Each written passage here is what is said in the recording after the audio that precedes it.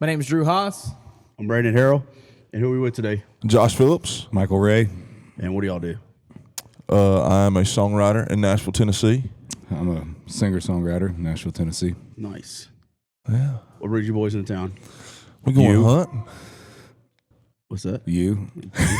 I love that you looked straight in my eyes when you said that too. 100%. Oh, yeah, I got you. Well, It's what, you been a ain't year going since the hunting. last time we got to roll around together? Yeah, man. Yeah, dude, almost. Yeah, I heard you're like a legend. We went hunting with Brantley back then. Yeah. Like this year. I can't remember when we went. Was it January or something like that? And you're like, they still talk about you. And that night, do you want to tell us your side of it? I just sleepwalk. No, I heard you got S-housed and you went to bed naked and everybody was mad because you were like laying there naked or something like that. You had to catch you're supposed to catch a flight the next morning. Oh, yeah. I don't know if it's a true story or not. No, that is true. Yeah, We're yeah. like, all the Yeah. staff's like, do you know Michael Yeah. Ray? And I'm like, Yeah. why? Like, we saw his butthole. I'm like, Yeah. oh, okay, makes sense. Yeah, well, yeah, dude. Listen, everybody sleeps naked, dude. Let me tell you this: if you break in somebody's house and I got a gun and I'm naked, you're going to second guess what's happening. You know what I mean? Sure, I right. don't want to fight the naked guy. Right. Yeah. Who's going to fight? Plus, you're smiling. That's not a good sign. Yeah.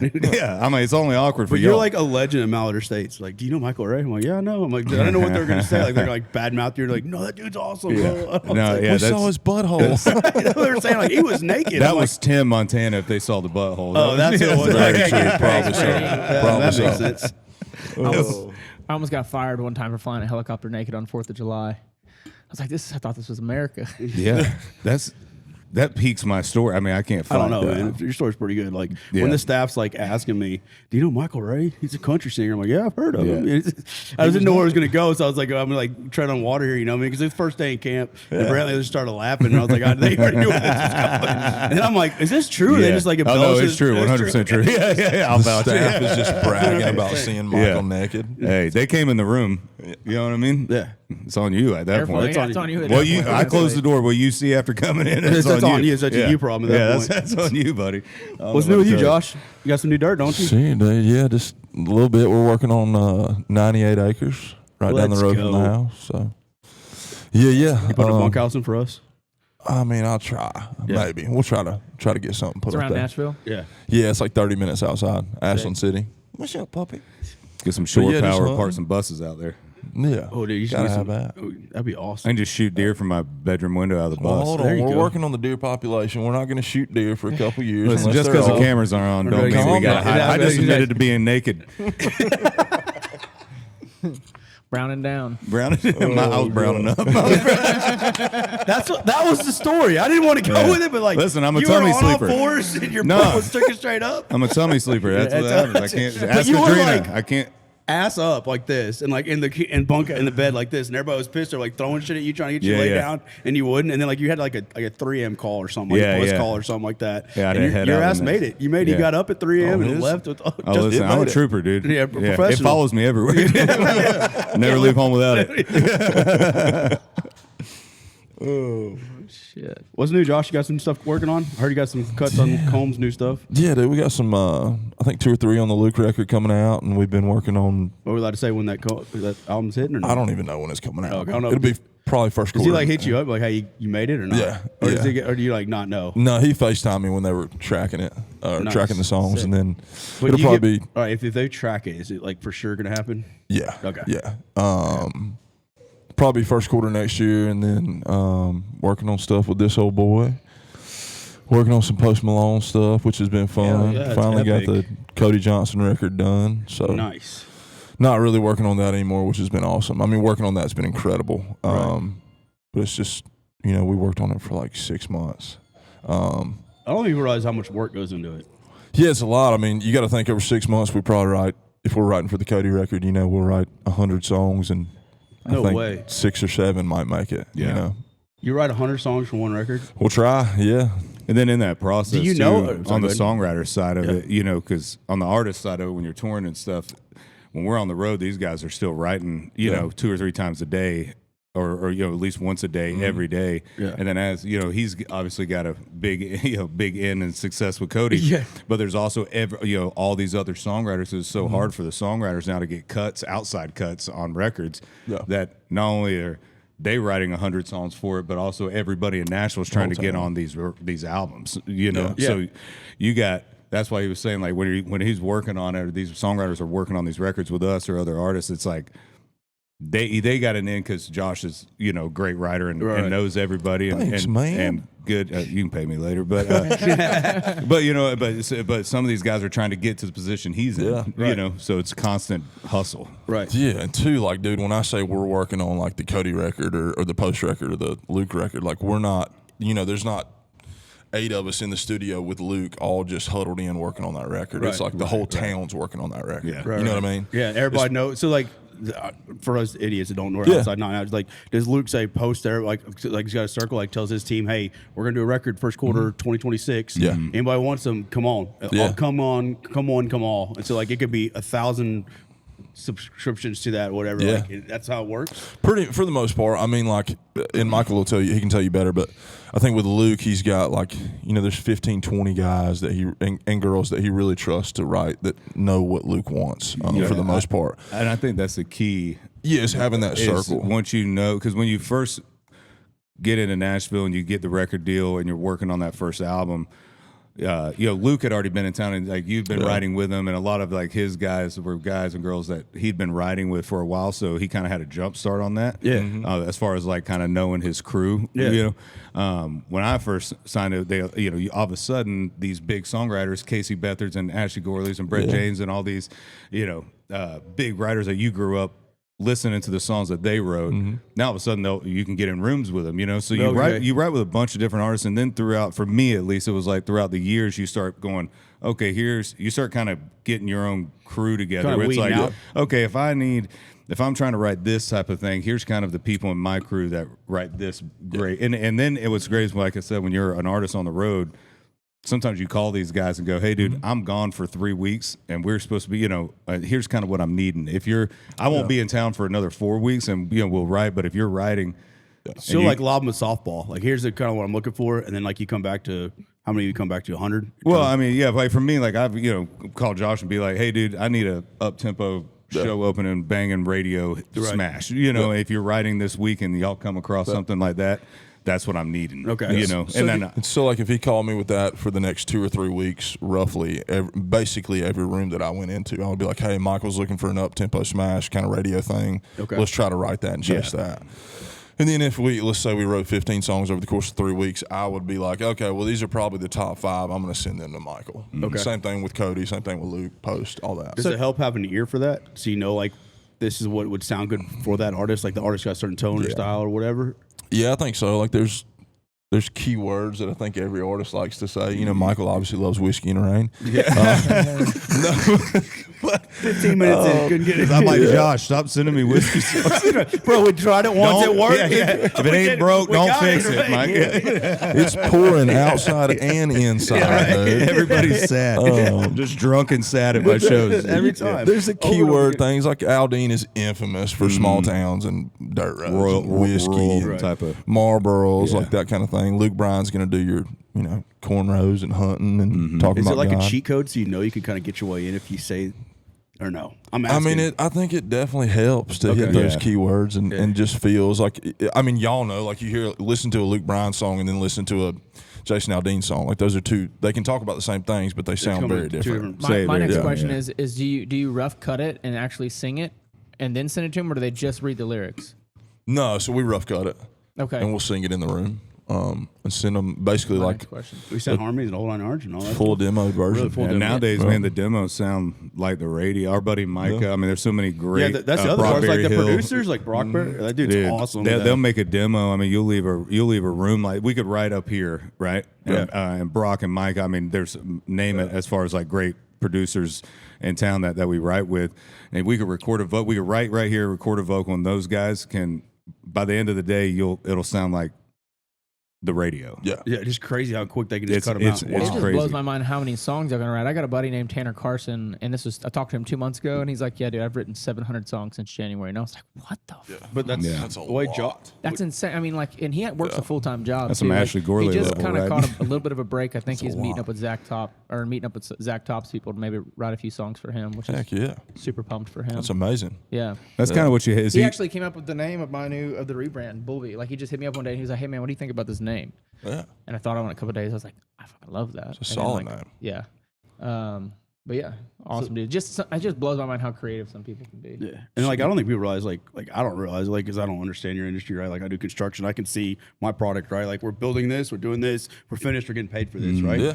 But I don't think people realize like how much you're fucking working like writing songs. Like every time I'm around you, like you got your phone out, you're writing, doing whatever, and like you'll crank out like 10 or 15 songs when I'm with you, like doing stuff like that, and like those will get shelved and might not get used for years. Forever. Right. Forever, and Forever, like man. or Yeah. never see the light of day or whatever. Yeah. And then like you got to do. I'm sure I don't even know what the number is, but it's probably like 10,000 to 1, right? That gets Yeah. cut. I don't even know what the is there a number? Dude, I mean, I would say if you can have a year where 10% of your songs get cut, it's an amazing year. And what I'm Like if we can write 200, 250 songs and get 20 cuts in a year, it's a great year. that's a great year. That's Really a, great That's year. a landslide in your book. Yeah, That's like our goal every year or my goal every year is to get 20 cuts. You know, and it's like if I can get 20, then it's a pretty good year. That's you know, insane. that's insane. That's insane. so yeah, I mean, but yeah, and sometimes it takes 5-6 years. I've written songs with Michael Ray over here, and they still haven't gotten cut. You know what I mean? He's banking for that album. He's banking for that deal. I ain't in that same deal no more. Thank God. Thank God. Yeah. You came up with Combs, right? Y'all cut y'all's teeth together, kind of together. Yeah, Y'all kind of, toured together man. and stuff. A little Yeah, bit. we actually met on Twitter years ago, dude. Probably 12, 13 Modern years Love ago. Story. Yeah, Modern Love Story. I always thought it was Grinder. Well, calm down, dude. It was called Twitter back then. But yeah, I was playing acoustic shows in Greenville, North Carolina at school, and he was playing acoustic shows in Boone.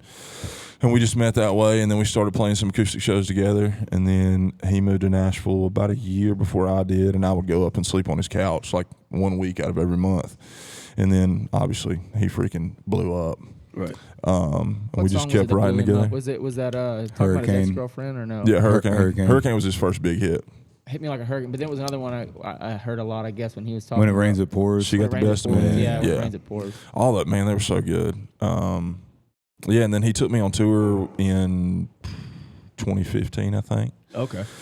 And then I'd cut my teeth doing the artist thing for a while, and then Did you like it at all or no? no, I hated it. Did you? Every bit of it. What was the worst Yeah. part? I want to hear your version. Radio tour was awful. Doing those like 8 a.m. people, shows. yeah. I just hated like being around people I didn't like, which is most people if I don't know them. Yeah, fair enough. And I just realized very quickly after going on tour with him and Brantley that it was like I just need to be a songwriter. Really? You know? just knew Yeah. right off the. Yeah, Like- it's. I think for me, it was like Michael. You love being on the road, and you love writing songs too. I feel like I just didn't love being on the road. You know, Being You got a gone. family and stuff. yeah, I just love creating, and I would rather hear him or somebody else sing just a song that we wrote together than me sing it. You know, Right. What about you? Yeah, I think too, man. Like, I think that's why, like, when people go to Nashville and they go to Broadway or whatever, or how Broadway was, I don't really know. I know it's changed a lot since we were, going down there and stuff. But like, you hear these unbelievable singers or guitar players or whatever, and it's kind of like I always kind of judge it or kind of compare it to like. If you thought your whole life you wanted to be a veterinarian, right? And you Yeah. go to college and you get in the middle of those college courses, you go, screw this. I don't want to do this. You know what I mean? And then you Right. pivot. Going on the road is kind of like that college time, right? Like you can build up for that, but like when you're gone, especially add on, a family, kids, whatever. Yeah, your relationships are smoked. If you have the right song and the stars line up, right? And you have the right first single, you're still gone pretty much that first full year, at least. And that's with a big hit because you're visiting every radio station and back then, nowadays they're not taking artists on radio tour like they did with us. With us, dude, it was like you hop in a van or plane and you'll hit 3 radio stations in a day. And like when I did my radio tour, we were on tour with Sam Hunt on the Lipstick Graffiti tour, Kiss You in the Morning. It just came out and I was on radio tour. So like I was literally gone for almost 3 months straight because I would tour with him on the weekends. And we were in a van, so my band would pick me up on Thursday from the airport, and then, or the radio rep would, I'd visit the radio stations on the tour that weekend, and then that Sunday night either stay the night and then fly, or fly that Sunday night to wherever I needed to do the radio visit on Monday morning, or they would try to route it to where we could hit the radio station that next morning that was ever closest. So I think like for some of these guys and girls that are like unbelievably talented, sometimes you get on the road, dude, and you're shell-shocked. that's kind of what Where it makes people stops. go, okay, do I really want this part? Because you miss, you miss a lot of life that you can't Get back. family time, But that's where you cut your teeth too, right? Like you got to those- do it, man. There's no way. There's no other way around it. So it's like, and I think that's what helps Josh a lot with like songwriting. He also has, he does, even though like he went to the artist thing, was like, nope, this ain't for me. Yeah. But he has a mind of an artist. So when he's writing for us or any of us, he can he knows what, he's been in front of big crowds, Right. behind the mic, and knows kind of what works as far as musically and I think that helps. So out. it's But like a man, double-edged sword. He's got the tools. yeah, I think just being on the road really, It definitely helps for sure. it makes people go, okay, how bad do I really want to do this part of it? Because it's a lot of. That's I mean, what you kind of feel weed like out most of your people, huh? I think a lot of that first year, dude, it's like running for office. Yeah. Everywhere you go, You're you're like constant shaking hands. How you politicking, doing, man? yeah, Playing, exactly. I'm playing my song, and Yeah, it's getting up at 6 a.m. doing the road, all that bullshit. yeah, man. It could takes its toll. Because it's a make or break thing. Like if you're not nice to them, if you don't take those PDs to dinner at wherever they want to eat dinner at, Yeah. Right. and if you don't, make sure to tell them to tell their daughter happy birthday. Yeah, because Right. it's You got to coming remember up. everybody. They're in not there. going to play Yeah. your song on the radio. It's Isn't wild. it crazy how much power those guys have? Oh, yeah, They're like so the gatekeepers for everything. Well, now you got like TikTok though, and people can blow up on TikTok. Like I had Yeah. a friend of mine. Have you heard of Dylan Gossett? Yeah. They're from here, and they grew up in Hallettsville, where I'm from. And I was good friends with his older brother Blake, and I knew Blake always played music. He would send me stuff every now and then. And then one day I talked to him like 6 months before, and then one day 6 months later, I hop on Instagram, click on a story, and he's in Ireland playing in front of a sold out show, and they're singing every word to every song. And I was like, what the fuck? Dude, So I'm like, crazy. did you get in a band? He's like, dude, one of Dylan's songs blew up on TikTok, and he's like, it's shit's weird now. And they just played at ACL this year. I got to hang out backstage with the parents and stuff, but like, they're gone. All that, like since that song blew up on TikTok, Yeah. Cole just Yeah. even gone. Yeah, wild, yeah. It's like dude. you. It's like the blessing of the curse of the hit. You know what I mean? Like Yeah, right. you want the hit, and then it's Right. like, okay, now you got to go put, because a great song's going to do its thing, but without that driving force behind it, yeah, that guerrilla there's marketing been kind of like. Yeah, there's been okay. so many great songs that fell Just died. at the waist of some of and if the label feels like you're not out there putting in as much work, then they have their ways other- of pulling yeah. back. You know what I mean? Right. Like and doing these things where it can hurt the single. Yeah, and so you sure. got to go out there and just hustle. Speaking of singers and songwriters, Brandon over here had just bumped into Tanya. Oh, Tanya Tucker? And Yeah. now they're hanging out. Delta. It's kinda like a Lives down the road. She lives right Yeah. down the road. She came over last night for dinner. Her night before last. She coming Tanya over Tucker later? does? Yeah, you should see the picture she got me and Amber. Where she's like, hey, I got y'all a present. We were sitting on it, like, oh, I'll wait till you get back in town or whatever. And we opened it. It's like this picture of like me and Amber in Viking costumes. It's like the most epic. It's so, it's so random. And me and Amber look at each other like, what the hell are we? What is our life? Dude, she's a legend. She's a man. legend, dude. Yeah. Her stories are insane, dude. Yeah. We were caveat, like I ran into her because a friend of mine, I fly for him, and he's like, hey, this lady needs help. Her dog is in a bind. Need you to fly her out there, blah, blah. Well, Amber had gotten I sent the voice to Amber. I'm like, this sounds like a kooky old lady or something. You know, I mean, it sounds like this is a scam or whatever. And I'm like, she's like, this is Tanya Tucker, blah, blah. And I'm like, yeah, whatever. It's not Tanya Tucker, it's someone else. Because it's right up here in Briggs, Texas, which is nothing, right? Right. And Amber's like, let me listen to that. And Amber's like, listen, you need to go pick it up because Amber's like a dog lover. I'm like, it's not Tanya Tucker. I'm fixing to get screwed out of money. I'm going to go fly with Dallas with whatever. I land and pick her up and her other dog, and we're flying to Dallas, whatever. She's telling me these stories, and I'm like, not processing. And then the phone rings, and she's not understanding, like, the Bluetooth's got to connect to the deal. Like, I get it. Like, you don't fly in helicopters. You don't know this stuff. Yeah. She's like, tell this guy I can't talk right now. I'm worried about my dog. And she's FaceTiming. And I open the FaceTime, and it's Justin Timberlake. And I'm like, hey, bro, I'm flying right now. And he's like, find out what we're doing for Thanksgiving because I got to move my cars that are at Nashville house or whatever, blah, blah. I'm like, yeah, sure, man. She's like, it's a chance to land. I did not know that. Big part. fan, by the way. Yeah, exactly. I'm kind of busy right now, you know. Did you say bye before you ended? So I hand the phone back to her and I text her. I'm like, yeah, it's her. It's confirmation. I don't know if it's her, but it was definitely Justin Timberlake. Whoever it is knows Justin Yeah, Timberlake. whoever knows this, that's an inside track. It's awesome. Oh, that's incredible. Insane. Random. What do you got coming up? You got some cool stuff coming Man, up? yeah. This year's been a big growth year for me personally and musically too. Like getting my deal with Warner ran out and just wanted to search different avenues. You know, like Absolutely. you were saying, there's different paths now that wasn't there when we were, you know, Right. coming up when we were You coming had to up. go through Warner. You had to go if you through the wanted to do record anything, deal. yeah. You had to go through that, and so, I'm still. So I'm making a record. that I'll own and then bring to a label. Let's go. Then I'll bring to a label. That's You the know what I move mean? for So sure. When you say that you'll bring one, because you're not with Warner anymore, so like you're cutting, it's all yours, and then You dumb it Yeah. down for it, but people don't understand. Yeah. Like when they think you sign with Warner, you've made it, and they have no clue what. Yeah, all that's it when does. the hard work That's really when the hard work starts. begins. Like, yeah. And then like now you're an indentured servant. You owe them. The people Yeah. understand like the backwards clause and all that stuff. Yeah, And, like, man. Yeah, so a record label pretty much is a bank. Okay. That can get you on radio, right? And they're going to pay for everything up front, but they own everything.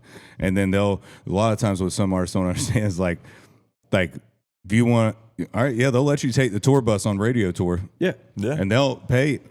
That's coming out of your. That's coming out of That's your- a loan. That's They not want a you to gift. take it. They It's want you to take Yeah, it because they're gonna make their money back. yeah. So then you're constantly in the red with the label, and most artists, just like a bank, just like a bank. Yeah, it's just a loan. And nowadays, like you were saying with your buddy, with social media and stuff, there's different avenues that you can take. And thank God, I was blessed with some hits and to be at a place where in my career where, okay, let's take a step back and kind of just learn how this is now. So I've been talking to some of these artist buddies of ours that have, they started their own thing and then they hire a radio team.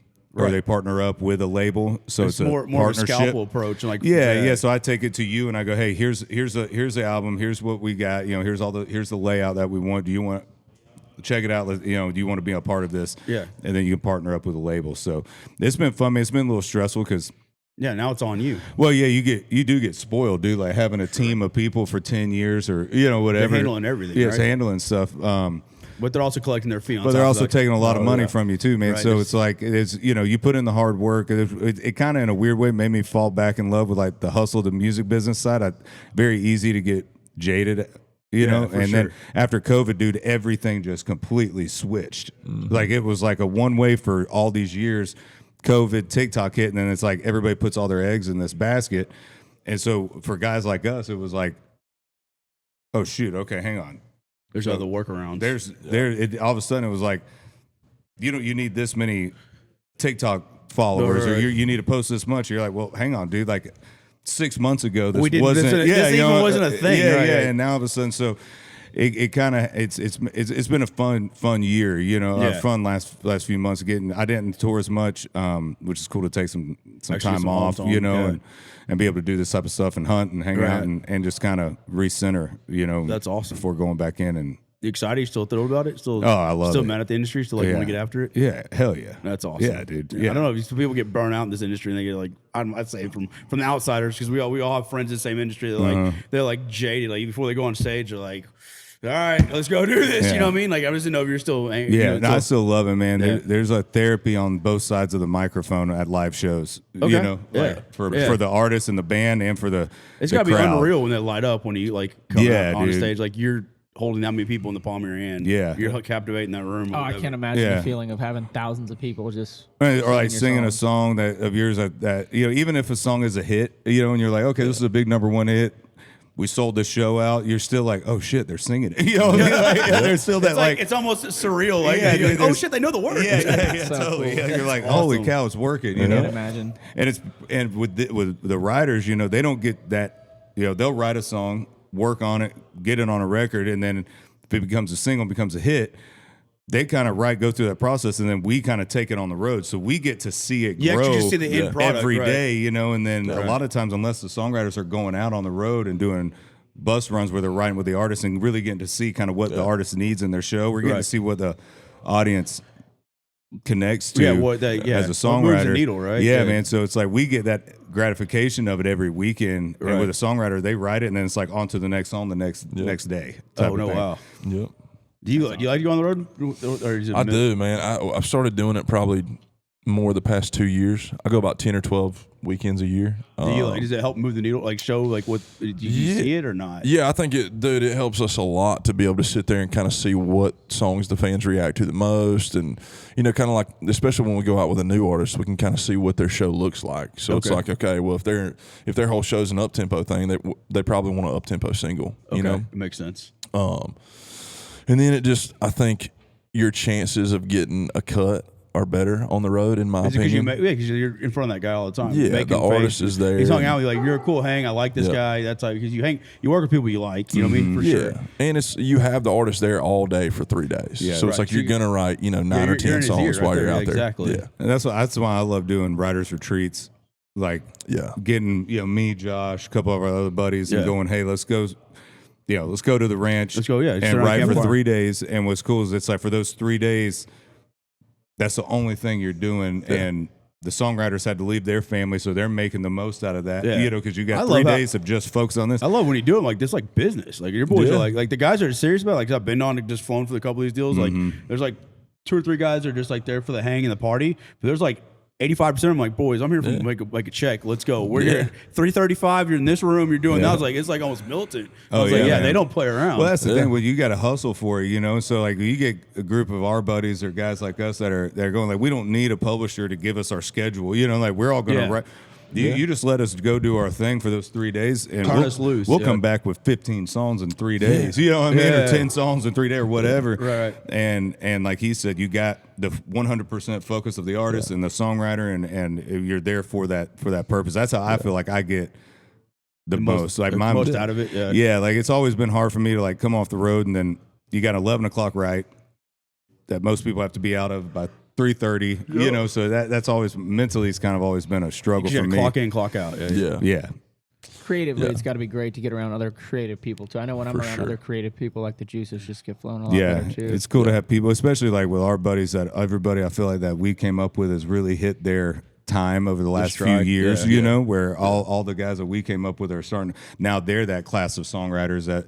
Yeah, you're the next change in the guard, right? Yeah, totally. All from the old heads to here, right? Exactly. And so it's cool to kind of see your boys doing that. And it's inspiring. Josh will send me some demos, whether it's a song from me or just like, hey, dude, I wrote the song, check this out. I sent it to so and so. It might not be for me, but I'm like, God dang, dude, that's such a great song. It's a banger, yeah. Thanks, it does inspire you. It's like friendly competition. Yeah, for sure. Because you always constantly want to write. Dude, iron sharpens iron. You want to put 100%. yourself together. Yeah. Absolutely.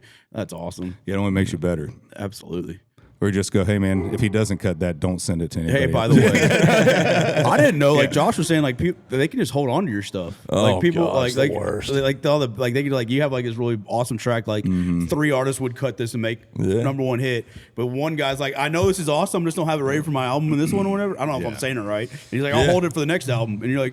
Cool. But that album might not come out for 2 years. Right, exactly. Yeah. And what's it called? It's called what's that? A hold. A hold. Okay, yeah. So it's like we write the song and then pitch it, and then if they like it, they'll put it on hold. Obviously, if they cut it, it goes on the record. But there are some artists, and one that I won't say his name, that I've literally had the same song held for him on 3 different records, and it's never gotten cut. So 3 years of that song's life, it's just been sitting on a shelf and never gotten cut. Is that ego or what is that? Or just like, I don't know, dude. It sucks is what it is. What I learned through like the label process is there's a lot of people in your ear. Like for me, when I got signed, it was like, I come from a hard working blue collar first responder family. Like nobody in my family was like running businesses or anything like that. So I got the work ethic of it, but I had to learn the business side of stuff kind of by trial and error. Right. You know what I mean? Like, which is good because you I feel like I remember it more. You hit a couple potholes. You're like, okay, well, I won't do that. How did I do that? Yeah, I went through that fence. Yeah. And so I kind of just fell forward. Yeah. And so you kind of they get a way of making you feel like, hey man, we're all a team. We're all this. And all of a sudden you have all these people in your ear. In an office who don't come to shows, right? Telling you, I don't know about that one. I don't know about that one. But they're the ones forking the money over for it. So then they'll go, okay, Brandon, I mean, if you really believe in that song, then we'll do it. Right. It's all on you. There's 3 of us saying no, and you got to. When you're 27 and you finally got you got a record deal and a hit on your belt, you're like, and the thing, age old story is like, well, if you won't, there's 1,000 people waiting in line to take your spot. You're like, for sure. If you don't want this, you don't want this opportunity, we'll put you aside. When the whole focus is, the business side will come with hits, right? The main focus for a songwriter and artist is connecting with fans and putting asses in seats and having that song that they can crank, whether it's summertime, get them through a hard time, whatever that is. Right. Time and place. And not really focus on getting the acceptance of the label people. You know what I mean? Like not a negative way. That's but half the fight, isn't it? Yeah, I feel like in my position, it was like, okay, if I get the label in Nashville and the I don't want to call them suits in a negative way, but suits, to like, oh, if they all on this, then it'll work. And it backfired on me more times than it really helped, you know. And then it took me a few years just to be like, wait a minute. Yeah. I'm the one doing the work here. I'm the one it's my thing. betting And on also, myself. like, Yeah. I'm singing songs to the people that grew up like we did. Yeah. Yeah. And no offense to some of those people that are in the office, You they have didn't no grow clue. up like we You did. They have can't no relate to idea. them. You have So no- to yeah. them, it's like, well, that song doesn't make any sense. Well, yeah, to you it doesn't. You But didn't to shovel my, ditches. You don't understand. yeah, to my boy over here who's splicing cable, or a firefighter down home who grew up in Eustis, Florida, or Sanford, North Carolina, or wherever. Right. That's what he's going to jam to. I promise Right, you. for sure. You know, and when you go 'Cause back you're in speaking to history him. of a lot of those songs, a lot of our favorite songs. I mean, dude, use Luke Combs for example. Yeah. Luke shopped around all those songs that were his first 4 number ones were on the same EP, and the labels were like, "No, we don't hear it. No, No don't way, hear it. really? No, I didn't lose know weight. that. No, you don't. You know, you should just be. You're a great songwriter. Be a songwriter." Yeah. Dude, 4 of his first number ones were on an EP that everybody in Nashville said would never do anything. No way. Yeah, and then he put the EP out and it went viral, and it was huge on was it Vine? Vine. Yeah, when Vine was a it blew thing. up on Vine, and they were like, "Oh, now we're Now big we kind of fans." see it. Yeah, Yeah, yeah, for sure. yeah. Yeah. So I some- missed the mark that bad. I started really studying those stories of those artists, Yeah. and it made me realize, like, wait a minute, okay, yes, be a partnership with your business, with your label and your publisher, and to be a good partners with them. But your focus is your consumer, which is your fan base. Yes. That makes sense. You know, Right, and so right. don't focus on trying to get the acceptance of all these. Right. Yeah. They're going to Well, be there they're once 1% anyway. Like Right, exactly. you're only reaching out to 1%. It's the same in Yeah. business, though. Listen to your customers. Exactly, bro. exactly, You know yes. what I mean? Yep. Yeah, it's the same That's thing. what it is. It's business. Yeah, right for there. sure. Yeah. If you don't, you drown. Yep, exactly. Yeah. Yeah. How So- long did I don't even know if you can talk about it or not? How long did Dirt Cheap shit on the shelf? Sit on the shelf. Was it like you wrote it and like, holy fuck, this is like that's Dude. I'm going to add on to this one. It actually, I guess it sat longer than I wanted it to, but it didn't sit long in the relevance of like other songs that I've had just sitting there for 3 years. So I wrote it the night that I wrote it. I sent it to Combs, and it was one of those where like Luke and I have always kind of had a deal where like he's always been really great to all of his writers and like just so gracious and allowed us to write songs that really, really mean something. And I mean, a lot of artists don't, you know that. And that's fine. Like a lot of artists just want to write straight at the radio, and Right. you know, it's just a party song or a drinking song, which is great. We love those too. But Luke, on the other hand, was very like, we grew up very similar. A lot of the things that he liked to talk about are the same things that I like to talk about, and you know, his guys that he writes with like to talk about. And so those type of songs I would always send to Luke. And so this one was like, I just know Luke is going to cut this song. Yeah, when you I send already it had to in your him. mind, yeah. Yeah, I knew he was going to cut it.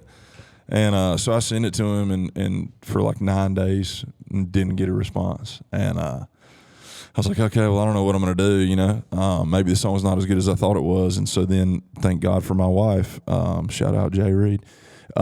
She said, send it to Cody Johnson. And so I did. I sent it to Trent Willman, who's his producer.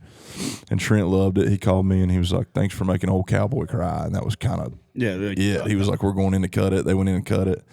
And we didn't think it would be a single. And then freaking it was. And Well, I one know. song How does of the it year. become a single? So does the artist have to say, or does the label have to say on the single? I think they loved it, but it just really stuck its hand up. Like, it was streaming just crazy, dude. And people were using it I for remember reels and stuff on everybody socials. was using it for like it had like its own marketing behind It it. was Stuff 'cause wild, everybody dude. was sharing it. Yeah. and it was like on like guerrilla marketing we were talking earlier. Like Yeah. everybody had it before, and everybody was like Yeah. posting. Like everybody's like, oh, they're putting on all their Instagram stories and Yeah. everything Yeah. else. And And they didn't put any marketing money behind it. It Oh, was really? Just, I didn't know no, that. it was just an anomaly. And then suddenly it was like, well, I guess we have to single it, you know? Yeah. Would it have been the single if without that? I don't know. But I doubt it. thank God like it it's just happened, it's you a know? hand of God thing. Is Yeah, what it was. it for really sure. was. I know I messaged you. I sent you that message. Yeah.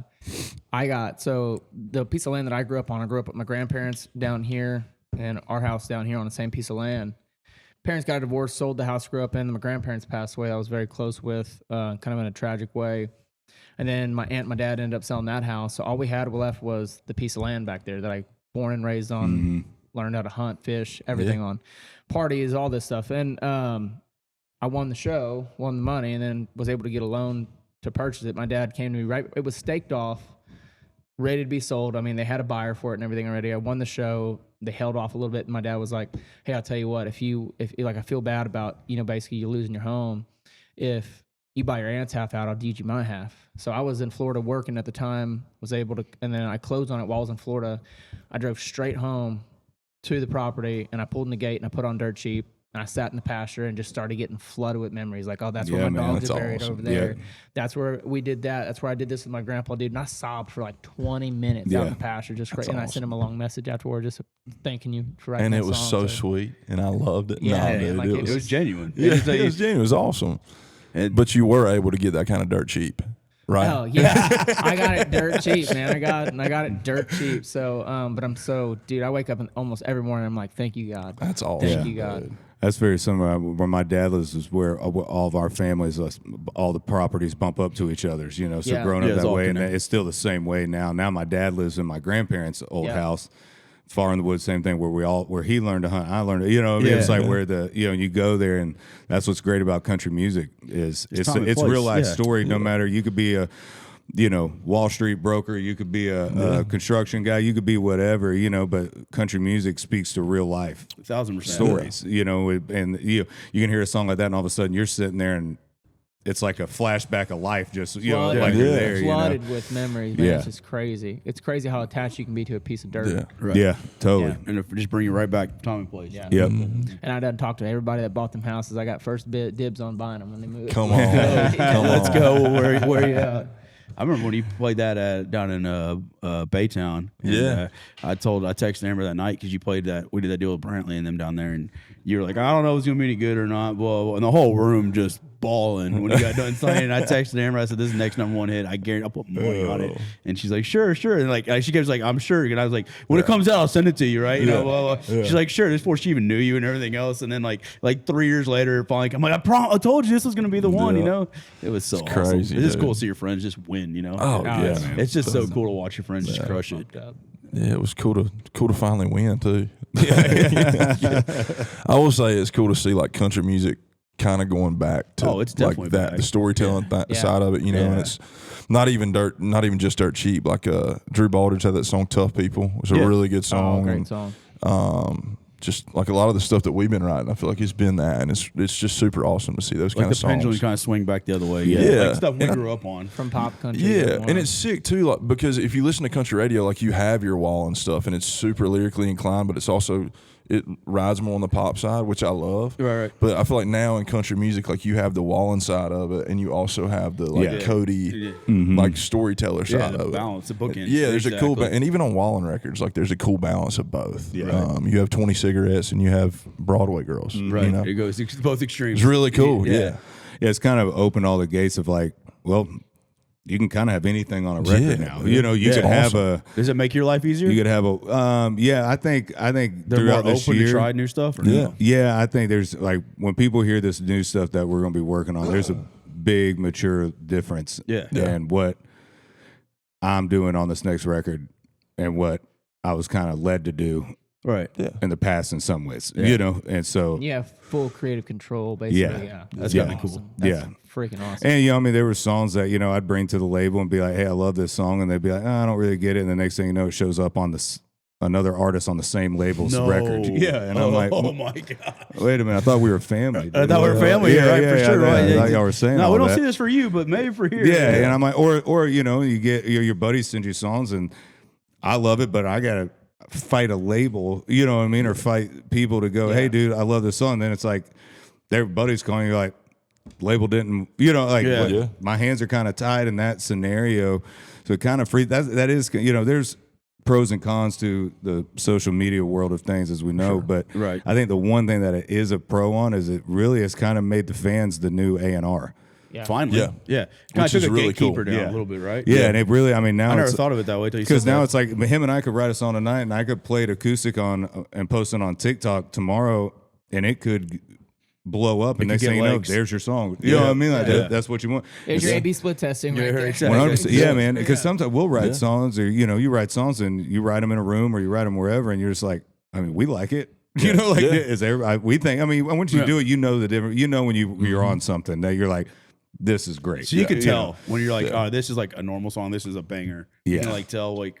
I think sometimes you Yeah. can definitely feel the songs that like make you feel something and feel special to you.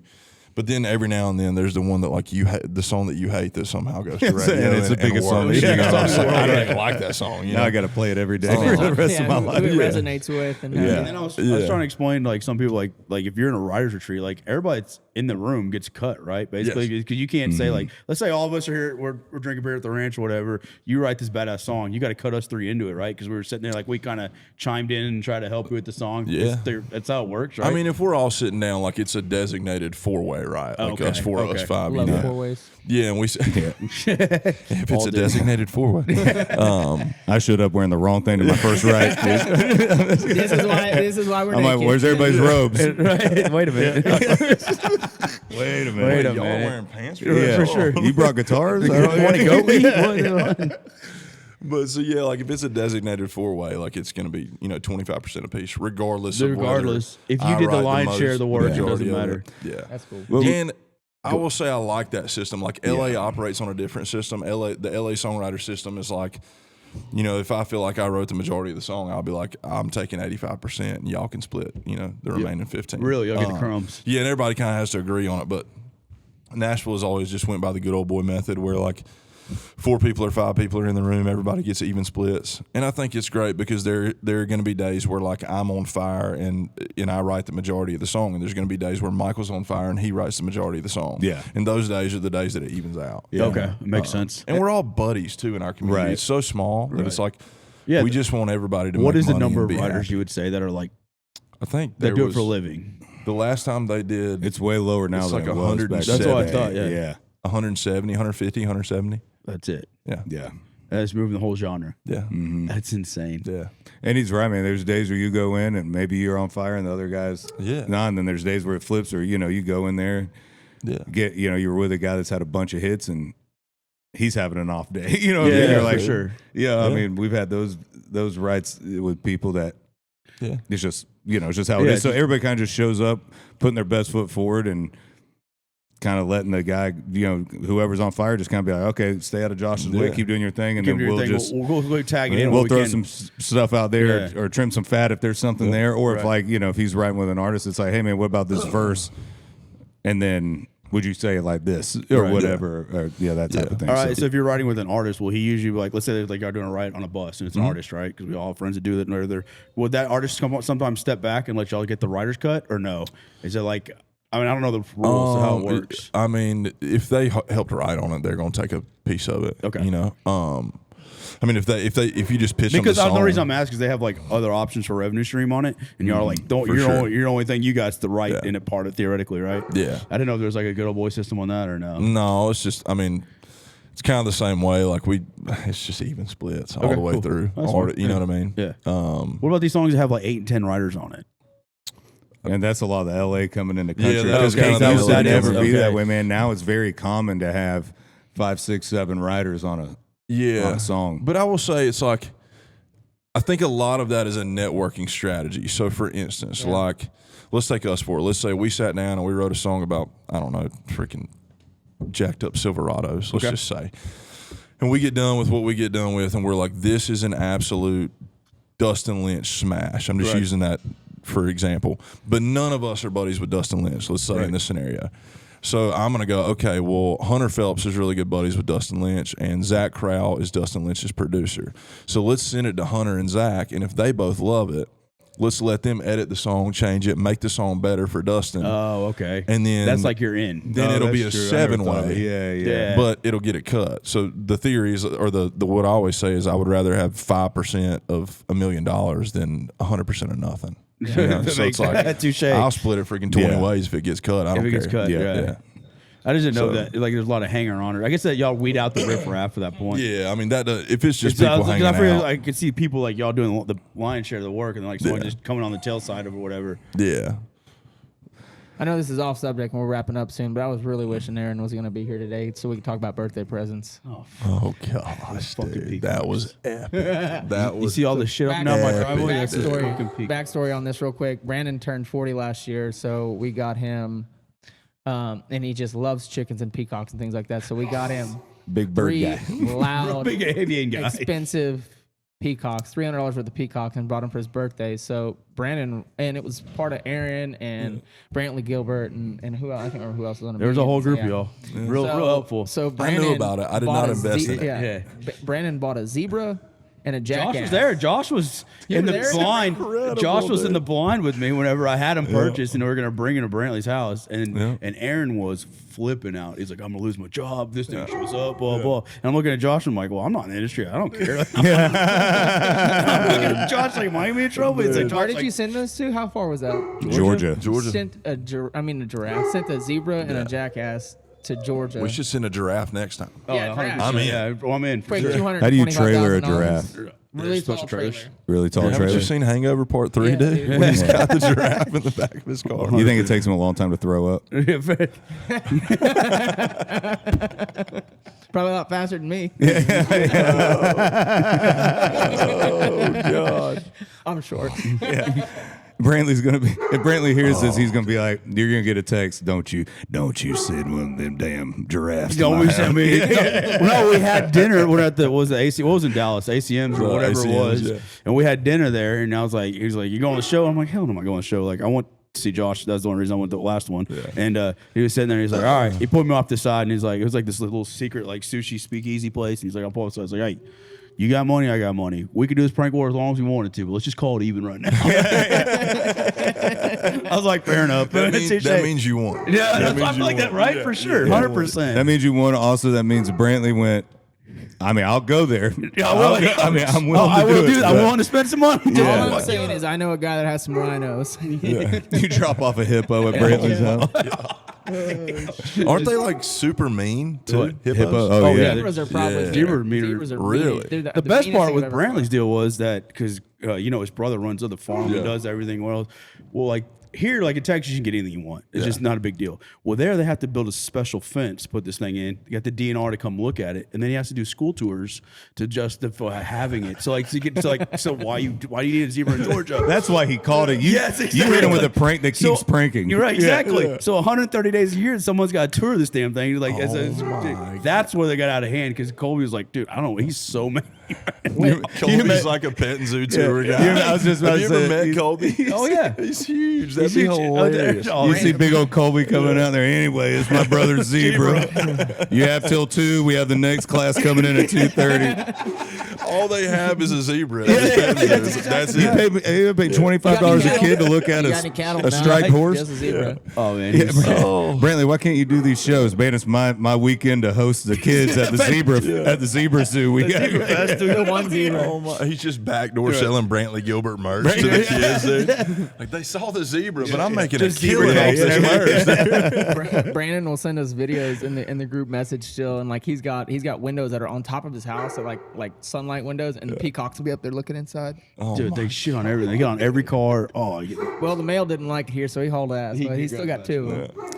I feel like you got pranked, and then it was like, hey man, I pranked you, and then you hit him with like, hey, I pranked you, and he walks outside and his car's exploded. Like I feel like you have peacocks shitting all over your grass. Right. My man had to build a certain pen, 100%. had to get the government involved. Which Brantley does not like. That's his worst fear. You don't want any eyes on him on anything. right. Yeah. Don't worry, Kaiser's about to get his too. Yeah. We're just not gonna put it on what this is gonna be. Y'all find out. Kaiser's about to get Oh, I his too. can't wait. Oh, it's so awesome. Yeah. The level of pranks. When's your level up. birthday? Yeah. Oh, just passed, man. Y'all just Damn, missed what, it. Christmas is coming. Got a whole- Hey, yeah, Christmas is Thanksgiving is right Are around you the in corner. California? Or Nashville now, buddy. Let's go. All right, man. Let's call it. Yeah, let's Appreciate it, wrap it guys. up, Hey, thanks, man. Thank y'all so My hands are much, sweating. brother. Appreciate Appreciate it, buddy. Let's shoot some deer. Yes, sir. Let's go, boys.